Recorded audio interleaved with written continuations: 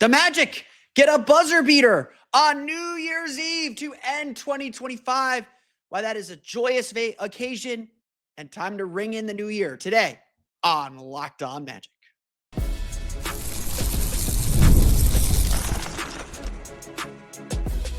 You are Locked On Magic, your daily Orlando Magic podcast, part of the Locked On Podcast Network, your team every day. And you are indeed Locked On Magic. Today is December 31st. For a little bit longer, 2025. It will be January 1st, 2026. Happy New Year. My name is Philip Rossman-Reich. I'm the senior writer over at OrlandoMagicDaily.com, credentialed member of the Orlando Magic media since the 2012 season. On today's episode of Locked On Magic, the Orlando Magic get relief. They get a big win over the Indiana Pacers, or a win over the Indiana Pacers, thanks to a buzzer-beating shot from Paolo Banchero. How the Magic are trying to find their joy again. We'll get to that. Plus, Jalen Suggs returns coming up here in just a moment. But first, we want to thank you again for making Locked On Magic part of your day every day. No matter when you listen to us, whether it's first in the morning, whether it's right when we upload, we truly appreciate you making Locked On Magic part of your day every day. You can make Locked On Magic even bigger part of your day by being one of our Orlando Magic Dailies. That means you're an everydayer, listening 5 days a week, listening on the weekends when you do weekend episodes like we will this weekend.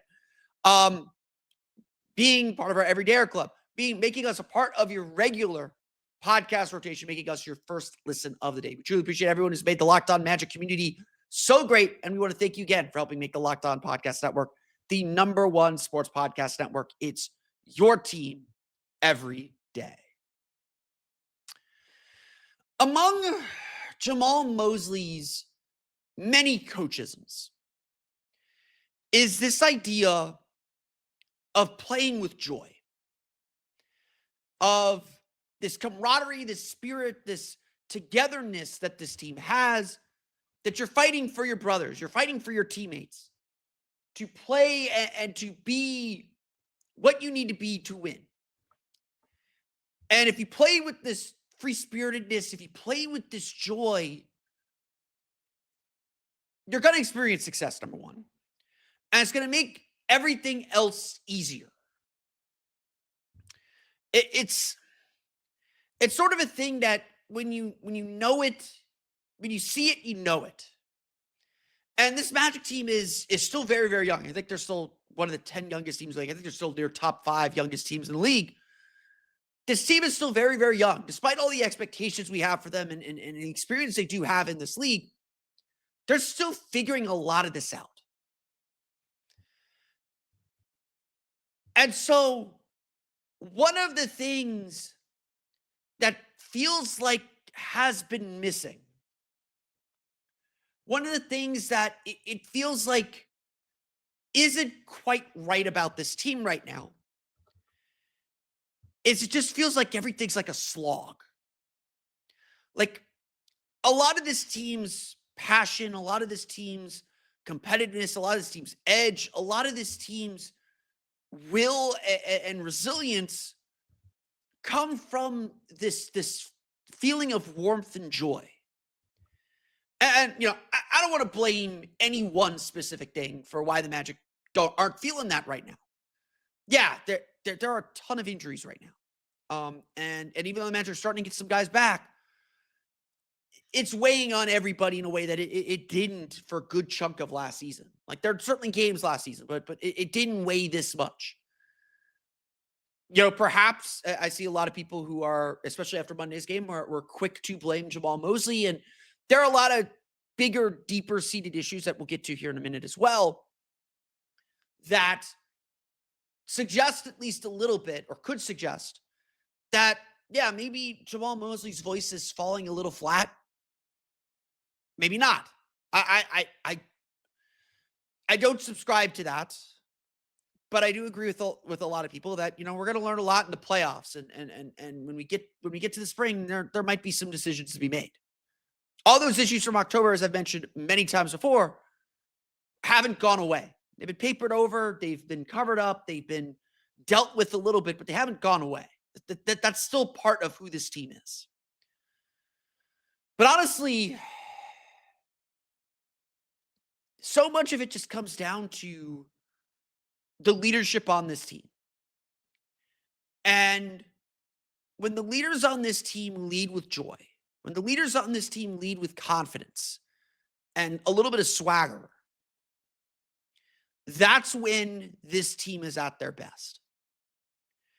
And as Paolo Banchero mentioned after Monday's game against Toronto, he's kind of been missing that joy. For really the first time, like, Paolo freely admitted that he hasn't had the season he hoped for. That he freely admitted and said, I am struggling with my jumper. Things that he has relied on, that this team has relied on, haven't been something he can rely on. And so that, first part of fixing a problem is admitting you have one. And he said in that statement, like, all of all of the pressure, all of the struggles so far, and again, Paolo's done good things. I think we've highlighted them throughout the course of the few weeks here. All of those things have led him to play without joy. And I would say, like again, we talked a ton about Paolo on Tuesday. I would say I saw Paolo smile during a game for the first time in a long time. I saw him like playing with this aggression and confidence that we haven't seen from him. And when your leaders start there, and frankly, I think a lot of the Magic's issues come down to leadership a little bit. Like, Jalen Suggs is someone that doesn't allow energy to drop. Cole Anthony last year was someone who did not allow energy to drop. Maybe he couldn't score the way you need him to score or do some things you need him to do as a key player, but he did not allow energy to drop. As I told all my Milwaukee friends when they got Cole Anthony, there is no one that's going to be a bigger cheerleader for everybody else on the team. He might have been depressed about how he was playing, but he was always in his teammates' corner. And Cole Anthony is one of the best teammates that I've seen on this team. The Magic needed Paolo to feel that joy again, to feel that confidence again. And as I mentioned, and we'll get into the details of this game here in a minute, I haven't even started talking about Paolo Banchero's game winner, because that's where this starts, or that's where this all ends. Eventually, is Paolo Banchero hitting an and one bucket over Aaron Nesmith Jr. Or Aaron Nesmith with 6 seconds to play to deliver a 112-110 victory over the Pacers. That's what an aggressive, attacking Paolo Banchero can do. And honestly, the shot was more relief, because Paolo missed a layup, missed a jumper that he needed to hit. Like, there's those numbers that are out there that Paolo is the worst clutch performer in the league this year, with a certain number of minutes or a certain number of possessions. Like, he's struggling. Like there's no beating around the bush. Every number that you're going to look at with Paolo Banchero, especially with shooting numbers, he's struggling. But especially after Monday's game, Wednesday saw Paolo take over again. When he took shots, you believed they were going in. He was making his jumpers. He was everywhere on the floor to get to 29 points, 10 rebounds, 4 assists, 3 blocks. Yeah, there were 5 turnovers. Yeah, still a little sloppy with his ball handling. Everybody on the team was. Yeah, he missed 2 free throws at 5 for 7 free throw shooting. But 12 for 21 shooting, 57.1% from the floor, getting to his spots, being willing to take those shots. This is Paolo Banchero. This is who Paolo Banchero can be. And if Paolo Banchero plays with that level of aggression, that level of determination, when he is locked in and focused, which, again, I'm going to get to the details of the game here in a minute, that is what helps bring joy. Jalen Suggs being back for whatever they could get from him. Jalen Suggs played 25-24 in this game, shot 4 for 11, 1 for 4 from 3. I wouldn't say he played fantastic defense. He was super sloppy with the ball. Again, we're going to get to that in a sec. But having him back on the court, giving this team some energy, some much needed energy. That helps the team find their joy, find their willingness to play and share and do all these things that define who this team is. Because frankly, for the last 2 or 3 weeks, really last 3 weeks, maybe even last month, throughout the entirety of December, except for maybe that first week, this Magic team just hasn't quite lived up to the standards they've set for themselves. And you can see them struggling. You can see them at times searching.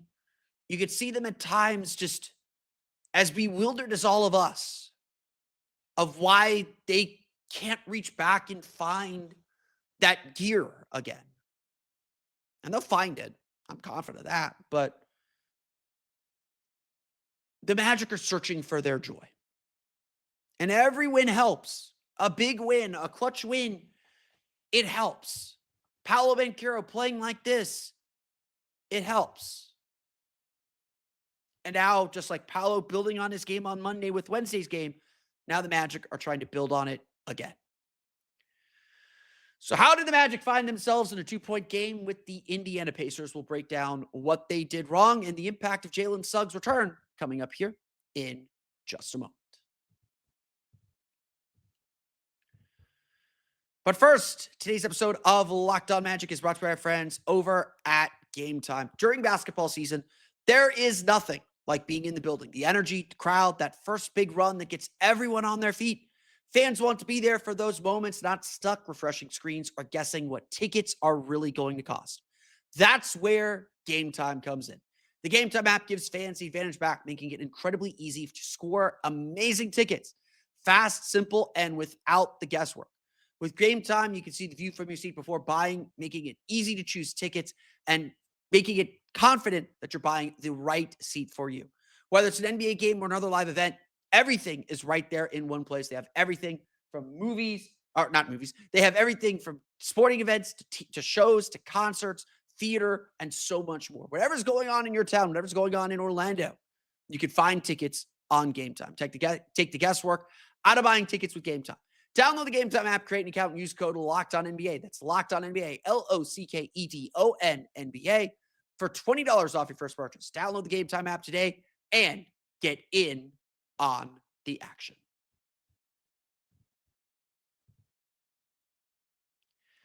We want to thank you for making Locked On Magic your first listen of 2026, the very first podcast of 2026 that you're listening to.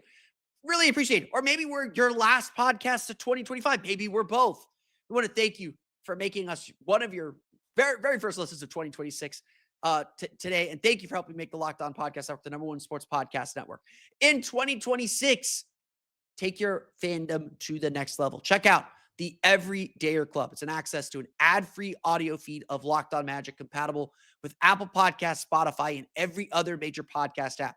You get an invite as well to the members-only Locked On Everydayer Club Discord server, which includes a group chat just for listeners of this show. I'm currently still experimenting as we grow the community, but I'm putting my 3 thoughts after each quarter of every game the rest of the season in the Everydayer Club Discord. So you can check that out and talk to me during games. That's where I'll be directly talking with people during games. Go to lockedonmagic.supercast.com. That's lockedonmagic.supercast.com. Or tap the link in the show notes to learn more. This was a frustrating game. Even though we're sitting here ending the year, celebrating a big Magic win and celebrating a game-winning shot from Paolo, another really good game from Paolo, even though there is a lot to celebrate coming out of this game against the Indiana Pacers, it was an extremely frustrating game. Not, again, it's the opponent. A little bit's the opponent. You expect to blow out a team like the Pacers. And the fact that the Magic could never quite distance themselves from Indiana was frustrating. As I was explaining to people, look, Indiana's doing some things that are uncharacteristic. If the Magic play and focus in and play well, they should win this game. So I'm sitting here to tell you, Paolo played well. Goga Bitadze played well. But there are a lot of things the Magic continue to do that are frankly concerning. For the first time in a while, Orlando didn't get killed on the offensive glass, although early it was looking pretty bad. Only 5 offensive rebounds allowed, only 1 second chance point. Magic only had 8 offensive rebounds for 9 second chance points. Magic used to be killing teams on the glass. They're really struggling on both ends. Orlando shot 3 for 21 from 3. They got outshot 12 for 35 to 3. There's a period where the Pacers were making a ton of threes in this game. That kept them in it. It gave them a little bit of a lead. And the Magic's ability to stay in this game really depended on whether the Pacers were going to make threes or not. And again, Orlando, that's still only 34.3%. It's not like the Pacers killed them, but Orlando shot so poorly from 3. Paolo only took 1, so give him credit there. But Desmond Bane was 1 for 4. Jalen Suggs was 1 for 4. Jamal Cain was 1 for 2. We'll talk about his game in a minute. Pascal Siakam made 3. Benedict Mathurin made 2. Aaron Nesmith was 2 for 6. Ben Shepherd was 2 for 3. There's always a 3-point math problem, and the Magic missed a lot of threes. Just plain and simple. They missed a lot of threes. Orlando's depth, despite Jalen Suggs returning, is still hit a little bit. Jonathan Isaac was out for this game. Jet Howard was sick, was caught in illness and was out for the game. Bench scoring is just really inconsistent. Goga Bitadze had a really nice game, but Orlando still made these critical mistakes. 19 turnovers for 15 points. Now, that does not sound like a lot, but when you're shooting only 3 for 21 from the floor, when you're shooting only 3 for 21 from 3, extra possessions are bad. You want bites at the apple. And again, give the Magic credit. A lot of people saying, why are the Magic jacking up threes? And there's certainly stretches where the Magic were probably taking too many threes. They took only 21 threes. It's been a while since the Magic took fewer than 20 threes in a game. Shooting fewer than 25 threes in a game, even for a bad 3-point shooting team, is nuts. And so the Magic didn't, they didn't sit on the 3-point line. They understood, hey, that's not our game. They're getting in the paint. They had 70 points in the paint. They outscored Indiana 70-38. This was literally how I like to play 2K. Is I try to score in the paint because I can't make threes. Everyone else knows how to make threes. It's that's literally what this game was like, where you just want to throw your controllers. Why are they making all their threes when I can't make a single one? Games get weird. That stuff happens.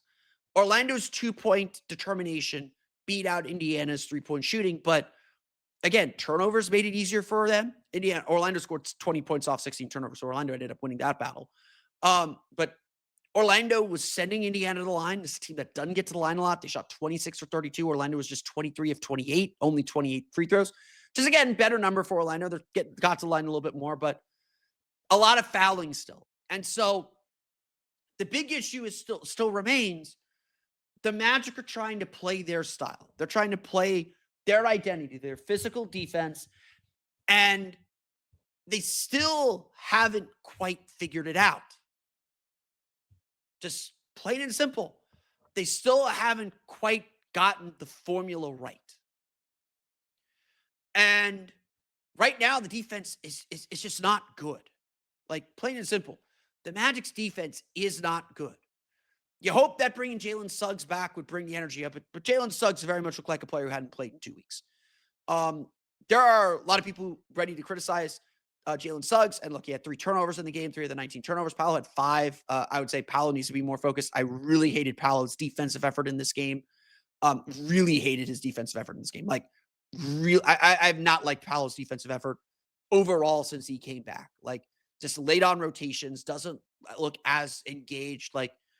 He had 3 blocks, so I won't say he defends in spurts and spots, but the consistency is just lacking from everybody on this team. And look, the Magic had some really good defensive moments. They trailed by as much as 10 in this game. They rallied back. They fought back. They showed their resiliency. All that stuff is fantastic. All that stuff is great. But it takes something a little bit more. It can't just be that. And so the Magic just still aren't who they need to be. That's the best way I can phrase it. The Magic still aren't playing at the level they need to play at. And with the precision and the focus that they need to play at. It comes in spurts. But they can play a lot better. And, again, this is not to say like, oh, maybe like I said against Charlotte last week, maybe that was just Charlotte's night. They shot better than they shot better than 50% from three for most of the evening that came down toward the end of the game. Maybe Orlando could have played really, really well, and it's just a 3-point math problem where they made shots, they made contested shots. That happens. Orlando didn't, and that's the game. I didn't think Orlando didn't play well in that game. They got the butts kicked, as Jamal Mosley said, but that easily could have been the case. Make or miss league. Like, you can't control whether you make or miss shots. You can only control the quality of the shots that you get and your ability to contest them. Orlando had just a lot of long stretches in this game where they gave up fast breaks. They fouled on fast breaks. They fouled in general. They didn't keep their man in front of them. They gave up open threes. They turned the ball over, put themselves in compromised positions. They just consistently did things that gave themselves a little bit of hole. And look, Orlando's been good with turnovers. They had a bad turnover game against Golden State. They had a bad turnover game today. And so I don't worry so much about the turnovers. And look, some of the turnovers are like, yeah, Jalen Suggs played his first game in 2 weeks. He looked a little wild and out of control. That happens. That's just kind of part of the deal with Jalen Suggs. And so the Magic just have to hope that getting these guys back in rhythm, getting someone like Jalen Suggs back in rhythm, when Franz returns, getting him in rhythm, when Mo returns, getting him in rhythm, that starts to fix some of these problems. And that's where we need to start. We'll finish going through the box score and talk a little about the games of Jalen Suggs and the surprise performance from Jamal Cain. We'll get to that coming up here in just a moment. But first, today's episode of Locked On Magic is brought to you by our friends over at FanDuel. Fridays already feel different during basketball season, and FanDuel is making them even better. Every Friday night before the games tip off, FanDuel gives fans a new way to kick off the weekend with NBA Happy Hour. NBA Happy Hour is your official pregame, a limited time window where special offers drop right inside the FanDuel app before the action starts. From 6 to 7:30 Eastern time, it's appointment viewing because NBA Happy Hour is here with something new, boosts, bonuses, and surprises. It's easy to check the weekly special before tip-off and make a move before that window closes. So before tip-off, check the FanDuel app and see what's dropping during NBA Happy Hour. Every Friday from 6 to 7:30 p.m. Eastern. A little basketball, a little action, and a whole lot of Friday energy. That is NBA Happy Hour, only on FanDuel, official sportsbook partner of the NBA.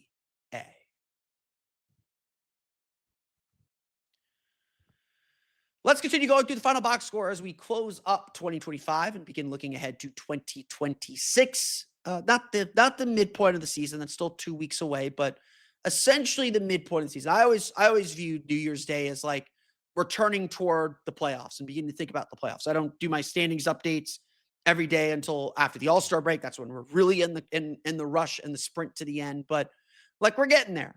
And as I've made this point to a few people. You look at like ESPN's BPI, like the Magic have something like a 98% chance of making the playoffs. Like, we are deep enough into the season to know that we're probably going to the playoffs. Like, don't plan anything in mid to late. Don't plan anything in mid or late April. Like, that is playoff time. Whether we're going to play in May and into mid-May, that's still the question. And so the biggest, this period where the Magic have been hurt, it is easy to dismiss things as they're hurt. They're missing really key players, and they're trying to figure themselves out. They have a star who's hurt and clearly hurt. He's trying to figure some things out. It is easy to dismiss some of things, and I would say, a lot of these problems are going to get solved as this team gets healthier. And you can look at lineup data that suggests that as well. Jalen Suggs' return in this game is a reminder that is still a process. Jalen Suggs' return is a reminder that, it isn't some panacea. It isn't some, it's automatically going to happen. It's a reminder that, yes, you got to let players find their rhythm, find themselves, and you just got to be a little patient with it. and hope that, yeah, that this is the case. But as I mentioned throughout the course of the week, a lot of these issues are things the Magic have to be cognizant of and work against because for whatever reason, they are part of this team. For whatever reason, the Magic have these flaws that they have to guard against. That they can be an excellent rebounding team. They've shown that for long stretches of this season. But right now they're struggling with it. And the sooner they figure that out, the better for everyone. Looking at the Magic right now, then.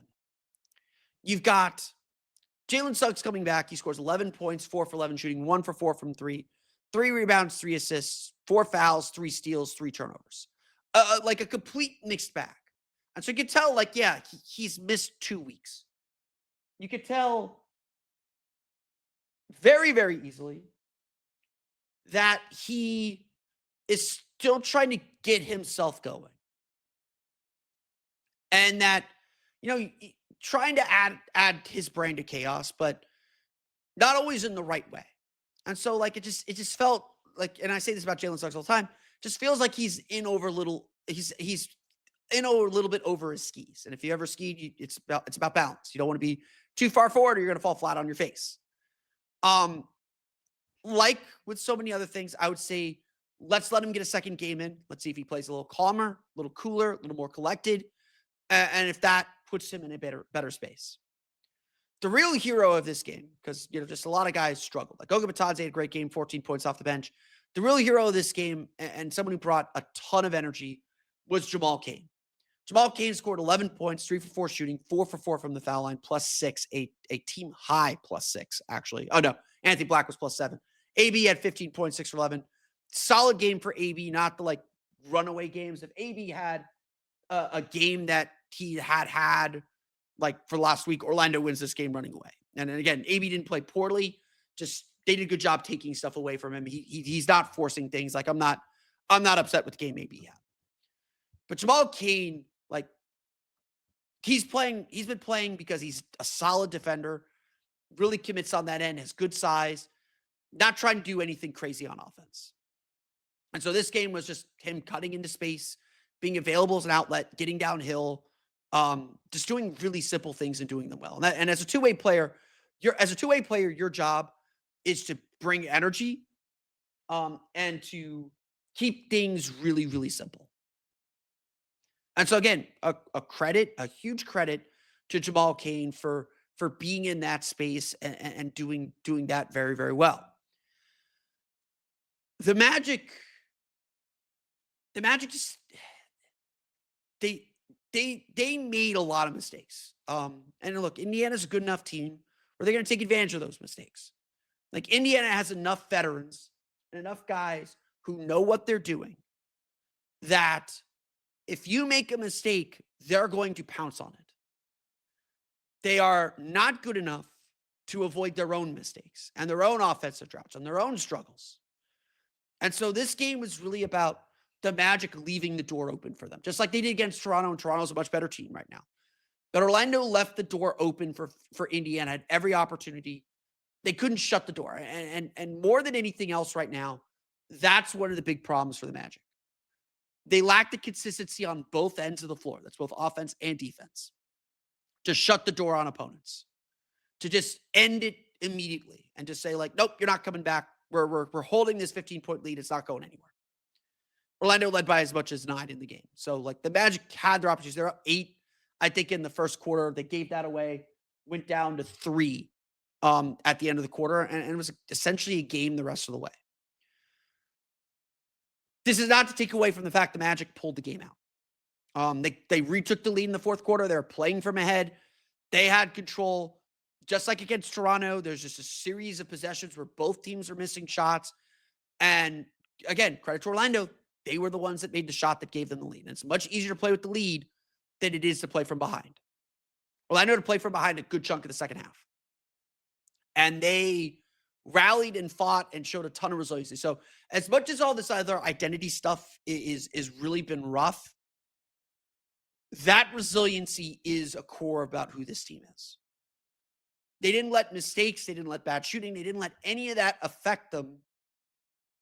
They still found a way to give themselves the chance to win. And on this game, unlike on Monday, they took it. And that's 3 straight games now decided by 1 possession. 1 point against Denver, 2 points against Toronto, and 2 points in this game. Or 2 points against Denver as well. The Magic's just still got to put the pieces together. And I think that is the big takeaway I want from this episode is Orlando is still struggling to find themselves. Like they're still struggling to be themselves. And maybe they're feeling the pressure. Maybe they're putting too much pressure on themselves. They're struggling to just be themselves every night. And you hope that this isn't them. Like, again, maybe this is them, and that's the problem. Once they find themselves, and again, maybe it comes when Franz is healthy, and Franz is back, and they have that bit of confidence and joy back in them. Like, Mo is someone that gives them a lot of confidence, too. Like, Mo is Mo. So, it feels like they're getting closer. But, like, I think what this game shows as much as anything else too is none of it's guaranteed. Like you can get closer, but that doesn't mean it still doesn't take work. So as we begin 2026, as we begin the new calendar year, the Magic are, I think, working on themselves a little bit or need to work on themselves a little bit. But they'll get there. They'll get there. The Orlando Magic defeat the Indiana Pacers 112-110 to close out the 2025 calendar year. They're back in action to start 2026 on Friday in Chicago against the Chicago Bulls. But that's going to do it for me today. I want to thank you all again for listening to today's episode of Locked On Magic. Of course, find me on Twitter at @PhilipRR_OMD and on Blue Sky at PhilipRR. You can subscribe to the podcast on Apple Podcasts, Stitcher, TuneIn, Himalaya, Google, Spotify, Odyssey, and all of them. You download podcasts to your podcast and listening device. You can find us on YouTube as well. Just search for Locked On Magic. For the latest on the Orlando Magic, be sure to check out OrlandoMagicDaily.com. You can find us on Twitter at OMagicDaily. And for even more Orlando Magic content, be sure to check out my Patreon page, the Orlando Magic Hub, at patreon.com/Orlando Magic Hub. As always, thank you for your support. If you never miss an episode of the Everydayer Club, the Everydayer Club is built for you. Get Locked On Magic ad-free, plus members-only Discord access and more. Head to lockedonmagic.supercast.com. That's lockedonmagic.supercast.com to join the club today. For those of you on video, we're going to send you to the first ever 24/7 National NBA YouTube channel. On audio, make sure you make your second listen NBA game night on Locked On NBA. On our next episode of Locked On Magic, we're going to talk New Year's resolutions for the Orlando Magic. If I do an episode tomorrow, we will do that. If not, we'll talk to you after the Magic's game against the Chicago Bulls and save New Year's resolutions for another day. But until then, have a very happy new year. Have a great start to 2026. 2025 is officially closed. I'm shutting it down. We'll see you in 2026, which will be a very magical year, I believe. But until then, this has been Philip Rossman-Reich for Orlando Magic Daily and Locked On Magic. We'll see you all again next time for another episode of Locked On Magic.